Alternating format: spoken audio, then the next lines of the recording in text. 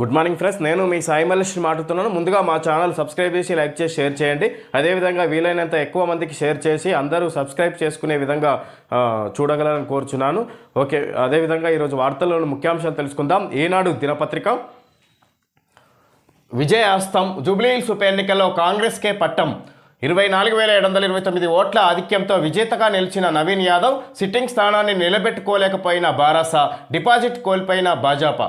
విధంగా జూబ్లీహిల్స్ ఉప ఎన్నికల్లో ప్రధానంగా ఇక్కడ కాంగ్రెస్ పార్టీ విజయం సాధించినట్టుగా చూడొచ్చు. ఈ విధంగా ఇక్కడ జూబ్లీహిల్స్లో సిట్టింగ్ స్థానంగా ఉన్న బీఆర్ఎస్ ఈ విధంగా ఓడిపోయినట్టుగా చూడొచ్చు. ఈ విధంగా ఇక్కడ కాంగ్రెస్ 24,729 ఓట్ల మెజారిటీ తోటి విజయం సాధించింది అన్నట్టుగా చూడొచ్చు. నవీన్ యాదవ్ ఎమ్మెల్యే అభ్యర్థిగా గెలుపొందినట్టుగా చూడొచ్చు.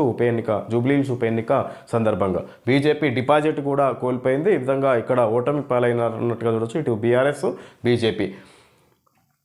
అత్యంత ప్రతిష్టాత్మకంగా జరిగిన జూబ్లీహిల్స్ ఉప ఎన్నికల్లో కాంగ్రెస్ ఘన విజయం సాధించింది. తెలుగు రాష్ట్రాల్లో ఈ ఉప ఎన్నిక ఎంతో ఉత్కంఠకు తెరతీయగా ఫలితం తొలి రౌండ్ నుంచి ఏకపక్షంగా సాగింది. ముందస్తు సర్వేలు, ఎగ్జిట్ పోల్స్ ఫలితాలకు అందనంత తిరుగులేని ఆధిక్యం సాధించింది. కాంగ్రెస్ అభ్యర్థి నవీన్ యాదవ్ 24,729 ఓట్ల ఆధిక్యంతో బారాస అభ్యర్థి మాగంటి సునీతా గోపీనాథ్పై ఘన విజయం సాధించారు. దాదాపు 12% ఓట్ల ఆధిక్యం లభించింది. ద్వితీయ స్థానంలో బారాస నిలవగా భాజపాకు డిపాజిట్ గల్లంతైంది. శుక్రవారం యూసఫ్గూడలోని కోట్ల విజయభాస్కర్ రెడ్డి ఇండోర్ స్టేడియంలో ఓట్ల లెక్కింపు జరిగింది. నవీన్ యాదవ్ను సన్మానిస్తున్న రేవంత్ రెడ్డి, మహేష్ కుమార్ గౌడ్ చిత్రంలో పొంగిలేటి, ఉత్తమ్ కుమార్ రెడ్డి, బట్టి విక్రమార్క, వాకిటి శ్రీహరి, కోమటిరెడ్డి, పొన్నం వివేక్, అనిల్ కుమార్ యాదవ్ తదితరులు. విధంగా ఇక్కడ జూబ్లీహిల్స్ ఉప ఎన్నికల్లో కాంగ్రెస్ పార్టీ ఘన విజయం సాధించినట్టుగా చూడొచ్చు. ఈ విధంగా సిట్టింగ్ స్థానం బీఆర్ఎస్ అభ్యర్థి మాగంటి సునీత పైన ఈ విధంగా నవీన్ యాదవ్ కాంగ్రెస్ అభ్యర్థి విజయం సాధించినట్టుగా చూడొచ్చు. ఈ విధంగా సందర్భంగా సీఎం రేవంత్ రెడ్డి, మహేష్ కుమార్ గౌడ్ సన్మానించినట్టుగా చూడొచ్చు. ఎమ్మెల్యే అభ్యర్థి ఈ విధంగా ఇక్కడ గెలుపొందిన అభ్యర్థి నవీన్ యాదవ్. ఈ గెలుపు బాధ్యత పెంచింది. అభివృద్ధి సంక్షేమాన్ని చూసి ప్రజలు మమ్మల్ని ఆశీర్వదించారు. కేటీఆర్కు అహంకారం, హరీష్ రావుకు అసూయ పోలేదు. అభివృద్ధికి సహకరిస్తేనే కిషన్ రెడ్డి రాజకీయ పరిస్థితి మెరుగవుతుంది. ముఖ్యమంత్రి రేవంత్ రెడ్డి. ఈ గెలుపు బాధ్యత పెంచింది. ఈ విధంగా మా అభివృద్ధి సంక్షేమాలు చూసే ప్రజలు మాకు ఓట్లేసి విజయం అందించారన్నట్టుగా ఇక్కడ సీఎం రేవంత్ రెడ్డి మాట్లాడుతున్నారు. జూబ్లీహిల్స్ ఉప ఎన్నికల్లో కాంగ్రెస్ అభ్యర్థి నవీన్ యాదవ్ గెలుపొందిన సందర్భంగా సీఎం రేవంత్ రెడ్డి మాట్లాడినట్టుగా చూడొచ్చు. ఈ విధంగా హరీష్ రావు అసూయను తగ్గించుకోవాలి, కేటీఆర్ అహంకారాన్ని తగ్గించుకోవాలి, కిషన్ రెడ్డి అభివృద్ధికి సహకరించాలి అన్నట్టుగా ఈ విధంగా అభివృద్ధికి సహకరించకుండా అడ్డుపడుతున్నారని కిషన్ రెడ్డిని, ఇటు హరీష్ రావు అసూయ, కేటీఆర్ అహంకారాన్ని తగ్గించుకోవాలి. ఈ విధంగా ప్రభుత్వానికి సూచనలు చేయాల్సిందిగా కోరుచున్నట్టుగా సీఎం రేవంత్ రెడ్డి మాట్లాడినట్టుగా చూడొచ్చు. సందర్భంగా జూబ్లీహిల్స్ ఉప ఎన్నికల్లో గెలుపు కాంగ్రెస్ పార్టీ బాధ్యతను మరింత పెంచింది. రాష్ట్ర అభివృద్ధికి మరింత కృషి చేస్తామని సీఎం రేవంత్ రెడ్డి తెలిపారు. 2 ఏళ్లుగా ప్రభుత్వం చేపడుతున్న అభివృద్ధి సంక్షేమ కార్యక్రమాలకు ఆశీర్వాదం లభించడంతో కాంగ్రెస్కు 51% ఓట్లు వచ్చాయన్నారు. డిసెంబర్ 8 నాటికి 2047 తెలంగాణ విజన్ డాక్యుమెంట్ సిద్ధం చేయనున్నట్లు ప్రకటించారు. రానున్న 2 ఏళ్లు రాష్ట్రాన్ని మరింత అభివృద్ధి చేసేందుకు కలిసి ముందుకు రావాలని ప్రతిపక్షాలకు పిలుపునిచ్చారు. విధంగా డిసెంబర్ 8 నాటికి, ఈ విధంగా 2047 సంవత్సరం నాటికి ఈ విధంగా తెలంగాణ విజన్ డాక్యుమెంట్ సిద్ధం చేయనున్నట్లు ప్రకటించారు. రానున్న 2 ఏళ్ళు రాష్ట్రాన్ని మరింత అభివృద్ధి చేసేందుకు ముందుకు రావాలని ప్రతిపక్షాలను ఉద్దేశించి మాట్లాడారు. ఈ ఉన్న 3 సంవత్సరాల్లో 2 సంవత్సరాలు ప్రభుత్వానికి సహకరించాలి, సూచనలు చేయాలి, ఏ విధంగా రాష్ట్ర అభివృద్ధి బాటలో తీసుకెళ్లడానికి గాను సూచనలు చేయాలి, ఎలాంటి రాజకీయాలు చేయడానికి అవకాశం కల్పించకూడదు అన్నట్టుగా ప్రతిపక్షాలను ఉద్దేశించి మాట్లాడారు. ఈ విధంగా కావాలంటే ఇంకా చివరి సంవత్సరంలో రాజకీయం గురించి మాట్లాడుకుందాం అన్నట్టుగా మాట్లాడారు సీఎం రేవంత్ రెడ్డి. ప్రతిపక్షాలను ఉద్దేశించి మాట్లాడినట్టుగా చూడొచ్చు. ముఖ్యంగా జూబ్లీహిల్స్ ఉప ఎన్నికల్లో విజయం సాధించిన సందర్భంగా సీఎం రేవంత్ రెడ్డి. ఎన్డీఏ ప్రభంజనం. బీహార్లో చరిత్రాత్మక విజయం. 202 స్థానాల్లో జయబేరి, నితీష్కే పట్టం కట్టిన బీహారీ ఓట్లు. తుడిచిపెట్టుకుపోయిన మహాగఠ్ బంధన్. రాఘోపూర్లో అతి కష్టం మీద గెలిచిన తేజస్వి. విధంగా బీజేపీ ఇక్కడ బీహార్లో అసెంబ్లీ ఎన్నికల సందర్భంగా ఈ విధంగా ఎన్డీఏ కూటమి అంటే బీజేపీ మిత్రపక్షాల కూటమి విజయం సాధించినట్టుగా చూడొచ్చు. నితీష్ కుమార్ యాదవ్ మరొకసారి సీఎంగా ప్రమాణ స్వీకారం చేయబోతున్నట్టుగా చూడొచ్చు. ఈ ఎన్నికలు అసెంబ్లీ ఎన్నికల తర్వాత విజయం తర్వాత ఈ విధంగా ఇక్కడ ఢిల్లీలో భాజపా ప్రధాన కార్యాలయం వద్ద విజయానందంతో కండువా తిప్పుతున్న ప్రధాని మోడీ. బీహార్ అసెంబ్లీ ఎన్నికల్లో ఎన్డీఏ ప్రభంజనం సృష్టించింది. నితీష్ మోడీల జోడీ సూపర్ హిట్ కొట్టింది. ఆ కూటమే ఊహించనంతగా ఎగ్జిట్ పోల్స్కు అందనంతగా అప్రతిహత విజయాన్ని సాధించి చరిత్ర సృష్టించింది. నితీష్ కుమార్ నేతృత్వంలోని ఎన్డీఏ 202 సీట్లతో అందనంత ఎత్తున నిలిచింది. ఆర్జేడీ నేతృత్వంలోని మహాగఠ్ బంధన్ చావు దెబ్బ తింది. కేవలం 34 సీట్లతో చావు తప్పి కన్నులొట్టపోయినట్లుగా ప్రతిపక్ష హోదాకు అర్హత సాధించగలిగింది. ఇక సంచలనం సృష్టిస్తానని మొత్తం 243 సీట్లలో పోటీ చేసిన ప్రశాంత్ కిషోర్ పార్టీ జన్ సురాజ్ అసలు ఖాతానే తెరవలేదు. గతంలో మాదిరిగానే ఎంఐఎం మళ్ళీ 5 చోట్ల గెలిచి పట్టు నిలబెట్టుకుంది. సమన్వయం, అభివృద్ధి హామీలు, మహిళలకు నగదు బదిలీ వంటి వాటితో ఎన్డీఏ అద్భుత ఫలితాలను సాధించగా అంతర్గత కలహాలు, సీట్ల సర్దుబాటులో అయోమయం, నేతల మధ్య సమన్వయ లోపం వల్ల విపక్ష కూటమి చతికిలపడింది. లోక్సభ ఎన్నికల్లో కొంత వెనుకంజ తర్వాత ఈ విధంగా ఇక్కడ man of the match Nitish, ఆర్జేడీకి రెండో ఘోర పరాభవం. స్వరాష్ట్రంలో పనిచేయని ప్రశాంత్ కిషోర్ నినాదం ఖాతా తెరవని జన్ సురాజ్ పార్టీ. ఈ విధంగా ఈ ప్రశాంత్ కిషోర్ ఎన్నికల వ్యూహకర్త అన్నట్టుగా చెప్పుకొస్తారు. ఇతను ఎన్నికల్లో ఏ విధంగా పనిచేస్తే ఏ విధంగా ఉంటే ఓటర్లను గ్రహించవచ్చు, ఓటింగ్ శాతాన్ని పెంచుకోవచ్చు అనే ఒక సర్వేలు వెల్లడించే ప్రశాంత్ కిషోర్ ఈ విధంగా ఇక్కడ సొంత రాష్ట్రంలో బీహార్లో తన పార్టీ ఘోర పరాజయం చెందినట్టుగా చూడొచ్చు.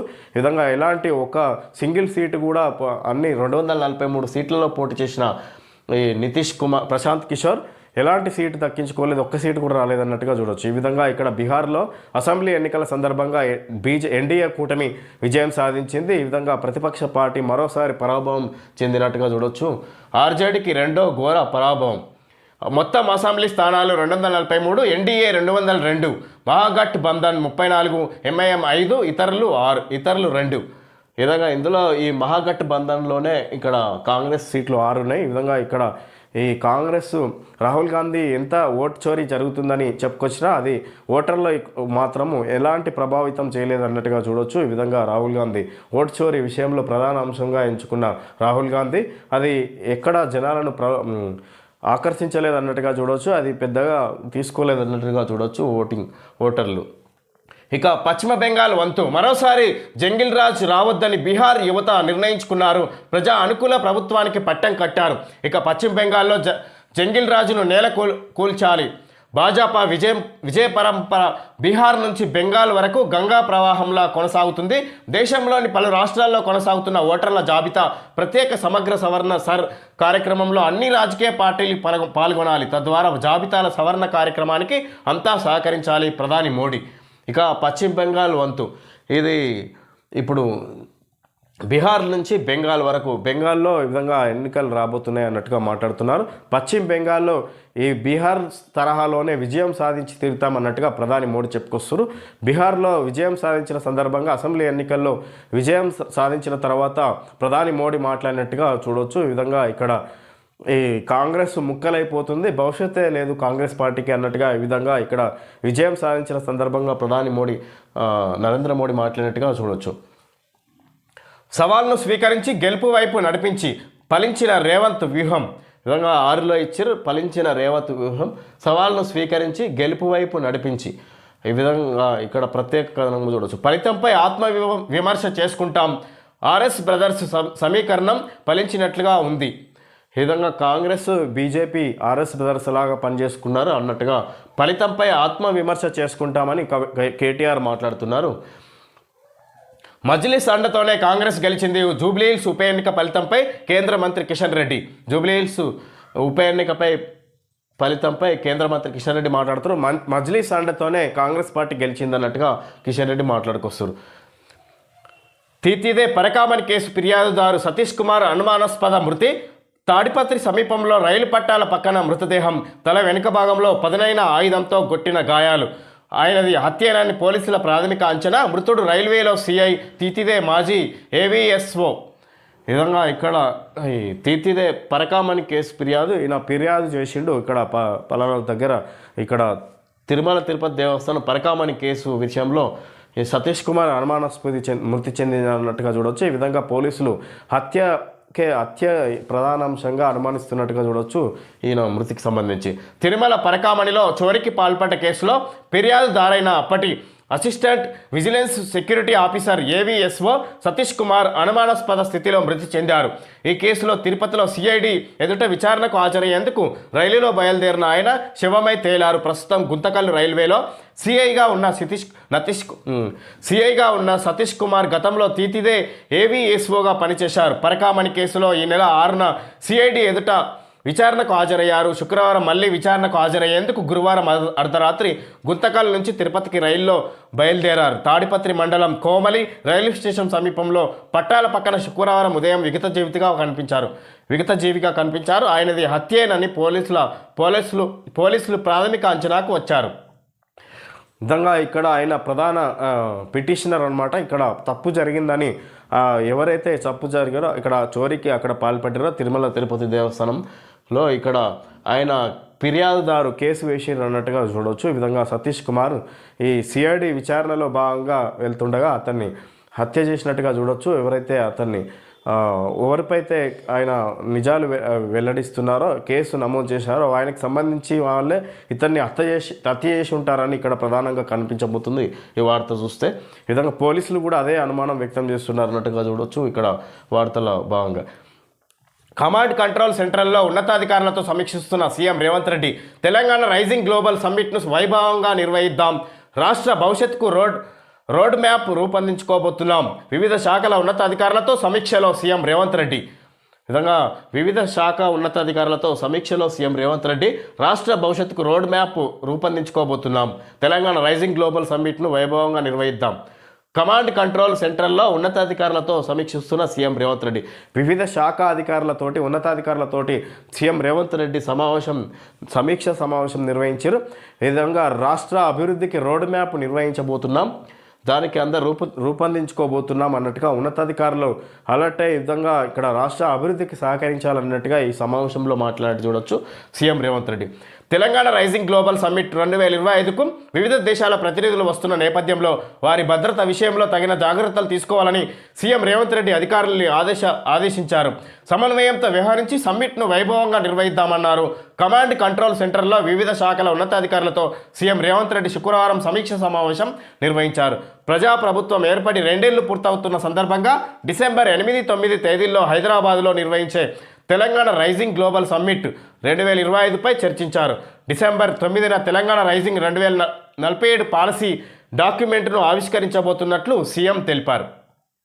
విధంగా ఇక్కడ తెలంగాణ కాంగ్రెస్ ప్రభుత్వం ఏర్పడి 2 సంవత్సరాలు గడుస్తున్న సందర్భంగా ఈ విధంగా డిసెంబర్ 8, 9 తేదీల్లో తెలంగాణ రైజింగ్ సమ్మిట్ హైదరాబాద్లో నిర్వహించే తెలంగాణ రైజింగ్ గ్లోబల్ సమ్మిట్ 2025లో ఈ విధంగా ఇక్కడ వివిధ దేశాల నుంచి ఈ విధంగా ఇక్కడ ప్రతినిధులు విచ్చేస్తున్నారు. వివిధ దేశాల ప్రతినిధులు వస్తున్న నేపథ్యంలో ఈ విధంగా వారి భద్రత విషయంలో తగిన జాగ్రత్తలు తీసుకోవాలన్నట్టుగా ఈ విధంగా వివిధ శాఖల ఉన్నతాధికారులతోటి చర్చించినట్టుగా చూడవచ్చు. ఈ విధంగా తెలంగాణ రాష్ట్రాన్ని ఇంకా మరింత అభివృద్ధి పదం వైపు తీసుకెళ్లడానికి గాను ఇందులో భాగంగా ఇక్కడ సమావేశం నిర్వహించబోతున్నాం అన్నట్టుగా చెప్పుకొస్తారు సీఎం రేవంత్ రెడ్డి. ఈ విధంగా ఇక్కడ వివిధ దేశాల నుంచి ప్రతినిధులు వస్తున్న సందర్భంగా వారి భద్రత విషయంలో వివిధ రకాల సౌకర్యాలు కల్పించడానికి గాను ఈ విధంగా ఇక్కడ ఆ రోజు 8, 9 తేదీల్లో నిర్వహించే ఈ సమ్మిట్ను ఉద్దేశించి ముఖ్యంగా సీఎం రేవంత్ రెడ్డి సమావేశం నిర్వహించినట్టుగా చూడొచ్చు. ముందస్తు జాగ్రత్తలు తీసుకోవడానికి గాను చర్యలు ఆ రోజు తీసుకునే చర్యలకు కానీ ఈ విధంగా సమ్మిట్ నిర్వహించి ఇక సమావేశం నిర్వహించి ఉన్నతాధికారులకు దిశానిర్దేశాలు ఇచ్చినట్టుగా చూడొచ్చు సీఎం రేవంత్ రెడ్డి. చట్ట ప్రకారమే పనులు చేపట్టండి, అధికారం చెలాయిస్తే మేమేంటో రుచి చూపిస్తాం. హైడ్రా కమిషనర్ రంగనాథ్కు హైకోర్టు హెచ్చరిక. చట్ట ప్రకారమే పనులు చేపట్టండి, అధికారం చెలాయిస్తే మేమేంటో రుచి చూపిస్తాం. హైడ్రా కమిషనర్ రంగనాథ్కు హైకోర్టు హెచ్చరిక. ఈ విధంగా హైడ్రా పేరిట భవనాలను పేదల ఇండ్లను కూల్చేస్తున్న సందర్భంగా ఏదైతే వాటర్ సమీపం ఈ విధంగా ఇక్కడ చెరువులు కబ్జా చేసి కట్టారని ఈ విధంగా ఇక్కడ ఏదైతే ఇక్కడ ప్రభుత్వ భూమిని ఆక్రమించి నిర్మాణాలు చేపట్టారని ఈ విధంగా తొలగిస్తున్నారు. పేదల భూములను కూల్చేస్తున్న సందర్భంగా హైకోర్టు హైడ్రా కమిషనర్ రంగనాథ్కి ఈ విధంగా హైకోర్టు ఆదేశాలు జారీ చేసినట్టుగా చూడొచ్చు. అధికారం చెలాయిస్తే మేమేంటో రుచి చూపిస్తామన్నట్టుగా హైకోర్టు చెప్పుకొస్తుంది. ఈ విధంగా హైడ్రా కమిషనర్ రంగనాథ్కు హైడ్రాకు అధికారం ఉంటే అంతకంటే ఉన్నతమైన అధికారం తమకు ఉందని హైకోర్టు పేర్కొంది. మీరు అధికారం చెలాయిస్తే కోర్టు అధికారం ఏమిటో రుచి చూపించాల్సి ఉంటుందని ఆ పరిస్థితి రానివ్వకూడదంటూ హైడ్రా కమిషనర్ ఏవి రంగనాథ్ను శుక్రవారం హైకోర్టు హెచ్చరించింది. మంచి చేసి ప్రజల మన్ననలు పొందినప్పుడే అందరూ మీ పనితీరును ఆమోదిస్తారని పేర్కొంది. ఈ క్రమంలో చట్టబద్ధంగా పద్ధతి ప్రకారం ముందుకెళ్లాలని తెలిపింది. హైడ్రాకు వ్యతిరేకంగా రోజుకు 10కి తక్కువ కాకుండా వందల పిటిషన్లు దాఖలవుతుండడంతో మీ హాజరుకు ఆదేశించాల్సి వచ్చిందని, మళ్ళీ ఇలా పిలిపించే అవకాశం ఇవ్వకుండా విధులు నిర్వహించాలంది. రంగారెడ్డి జిల్లా కానామెట్ గ్రామంలోని తమ్మిడికుంట ట్యాంకు పునరుద్ధరణ పనుల్లో భాగంగా ఈ విధంగా బఫర్ జోన్లో ఉన్న నిర్మాణాలను కూల్చేస్తున్న సందర్భంగా ఈ విధంగా ఇక్కడ వివిధ గ్రామాల నుంచి ప్రజలు వందల సంఖ్యలో పిటిషన్లు వేస్తున్నారు. కోర్టులో తమ స్థానాలను జాగలను తన ఇండ్లను కూల్చేస్తున్నారని, ఈ విధంగా ఇక్కడ మా భూములను గుంజుకుంటున్నారని హైడ్రా పేరుతోటి ఈ విధంగా హైడ్రా కమిషనర్ రంగనాథ్పై పిటిషన్లు ఎక్కువగా వస్తున్నాయి అన్నట్టుగా ఫిర్యాదులు రోజుకు పెరుగుతున్న సందర్భంగా ఈ విధంగా హైకోర్టు ఆదేశాలు జారీ చేసినట్టుగా చూడొచ్చు హైడ్రా కమిషనర్ రంగనాథ్కు. ఈ విధంగా అధికారం పేరిట ఈ విధంగా ఇక్కడ అధికారం చెలాయిస్తే అనవసరంగా ప్రజలపై చర్యలు తీసుకుంటే మేమేంటో రుచి చూపిస్తామన్నట్టుగా హైకోర్టు మీకు అధికారం ఉందని చెప్పుకుంటే అంతకు మించి మాకు అధికారం ఉంటుందన్నట్టుగా హైకోర్టు చెప్పుకొస్తుంది. ఈ సందర్భంగా సృజనాత్మకత శక్తితో రోగులకి ఉపశమనం. హైదరాబాద్లోని మా ఆవిష్కరణలు US మరియు UKలోని మా ఆసుపత్రిలో సంరక్షణను మరింత వ్యక్తిగతం చేస్తున్నాయి.